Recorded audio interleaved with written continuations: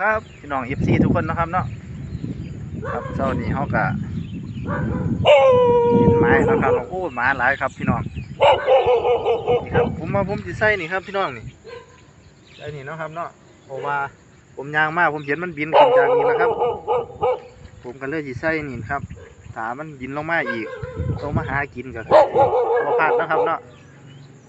ครับมารอชมน้ำกันเลยครับ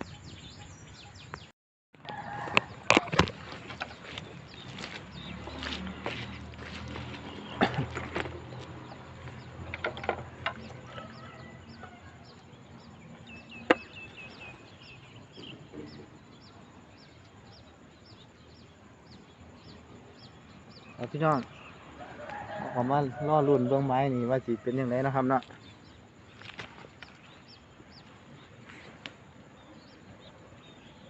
6 โมงเช้าครับ6:20ครับพี่น้องอากาศจะเริ่มร้อนแล้วนะครับเนาะ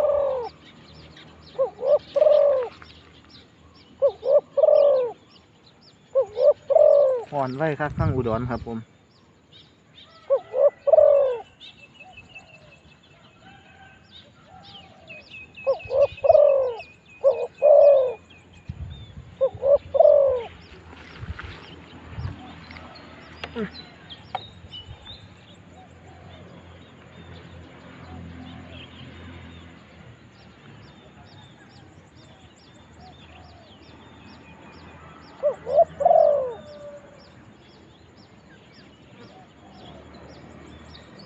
ไม้มาหันนี่ก็เสียงดีครับพี่น้องลงมากกับว่ามันจะได้โตแล้วนะครับเนาะเดี๋ยวมือหนาผมจะไปตอกิ่งครับมันนี่ปล่อยมันไปซะก่อน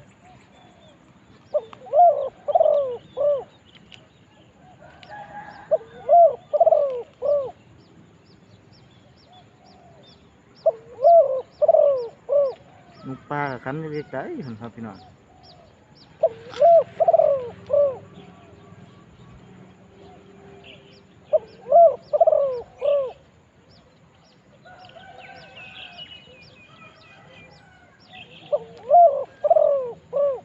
มันก้อนเงินกับส่งหาวเนาะครับน้องมัน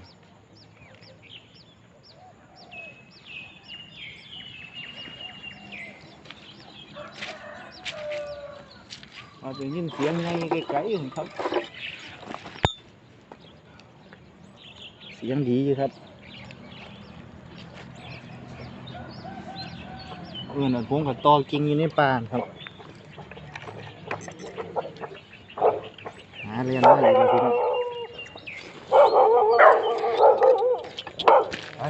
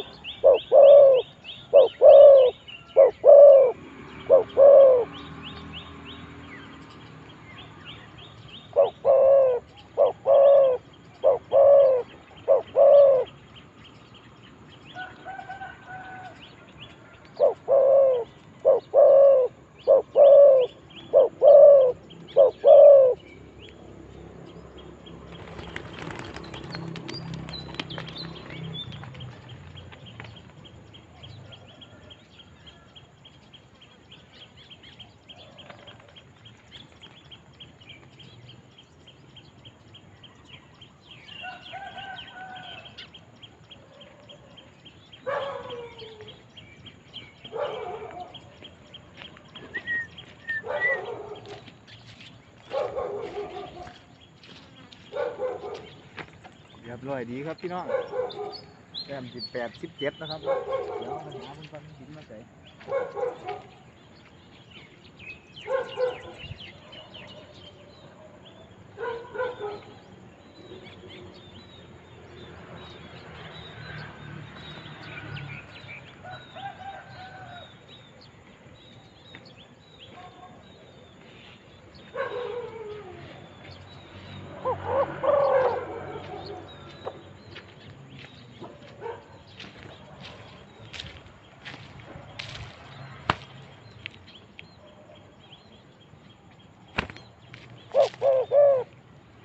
แต้ม18 17ครับพี่น้องมันเศร้านี่นะครับเนาะ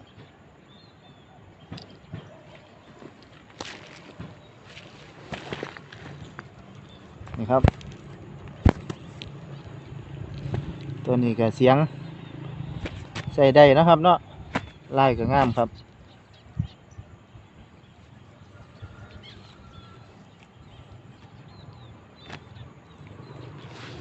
ครับกระติดเต็มขอนะครับเนาะว่าสิรุ่นแพ็คคู่ก็หันหมาก่อนนะครับเนาะครับพี่น้องถ้าชอบคลิปนี้ก็ฝากกดไลค์กดแชร์ด้วยครับเด้อกด Subscribe ครับกดกระดิ่งแจ้งเตือนครับผมเพื่อเป็นกำลังแรงใจนะครับเนาะครับคลิปนี้ก็ขอฝากไว้ซ้ำนี้ครับ